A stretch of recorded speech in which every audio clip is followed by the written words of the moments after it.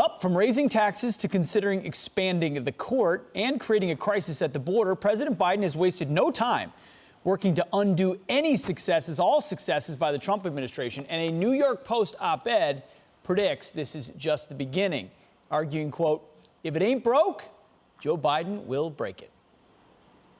Here to react is former White House press secretary and co-host of Outnumbered, Kayleigh McEnany. Kayleigh, welcome and congratulations on that new position. I saw it this week. You were doing great. And, this is the thing, Kayleigh. There's an understanding that when a new administration comes in, obviously, there's going to be some changes made. Obviously, there's going to be some rejection of former policies. The problem for me with this is that there were some policies under the Trump administration, particularly some related to the border, that were just working.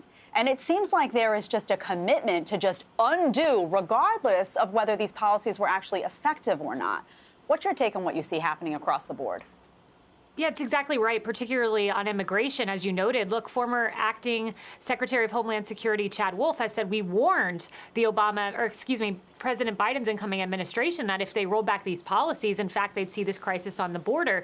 And now you even almost have a tacit admission, if reporting is accurate, that the Biden administration is acknowledging this because the new Secretary of Homeland Security, Mayorkas, has reportedly told folks at ICE that he might need to close some of the gaps in the Trump wall. In other words, resume construction of the border wall. We'll see if that actually happens, but it's almost a tacit admission that it was working under Trump. They realize it, and at least hushed whispers around DHS are saying, hey, maybe we need to go back to some of those policies.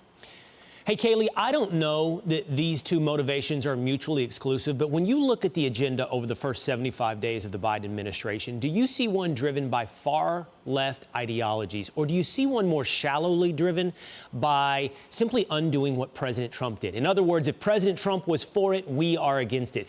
I think for many, by the way, in Georgia, that's what it was about. President Trump ultimately was what motivated people to feel one way or another about the Georgia law, not really ideology in the end. It's been so shallow, everything for 4 years, Kayleigh. It's always been about President Trump. Is it still?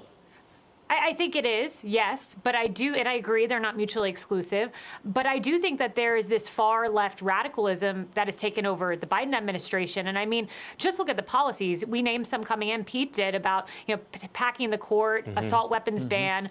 The immigration plan that he put forward was a marked change from the Obama-era administration plan, which worked with the Gang of Eight, which worked with Republicans, which even though it was still not the ideal plan, at least it had some border security measures in there. Biden hasn't done that. And I said when the reporting came out that he was talking to Obama, I said, I think he's putting far more calls into AOC. And it came out days later. In fact, the chief of staff had talked to AOC. An article came out today saying AOC and her 95 other progressive members are finding a way not to buck the establishment in their party, but to work through it as if the establishment and Biden is this marionette puppet whose strings are being pulled by AOC, Ilhan Omar, and others. And that's frightening. Kayleigh, you had a first row behind the scenes look at the Trump administration. You were right there. Whether you were inside or outside the administration, there was no doubt who was running the show. Donald Trump was running the show and setting the prerogatives. It's hard to look inside the Biden White House and get your arms around who's running the show. I mean, based on what you can see, who's guiding the rudder inside that White House?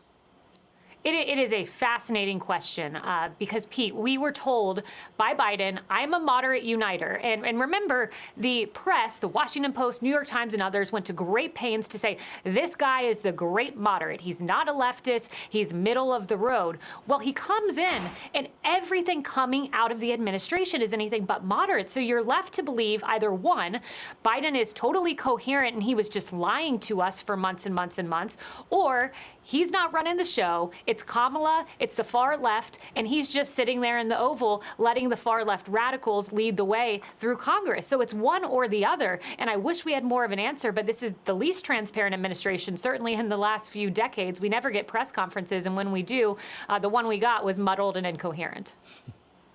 Yeah, Kayleigh, unfortunately, there's a theme of being absent. Joe Biden was largely absent on the campaign trail, and now you're seeing Vice President Kamala Harris be absent at the border. I mean, it's really just unthinkable stuff going on with respect to that issue. But thank you for being with us this morning. And everyone who doesn't know, although I'm sure you all know already, you can catch Kayleigh weekdays, 12 p.m. Eastern Time on Outnumbered, Monday to Friday. Thanks, Kayleigh. Thanks, Kayleigh. Thank you, Jed.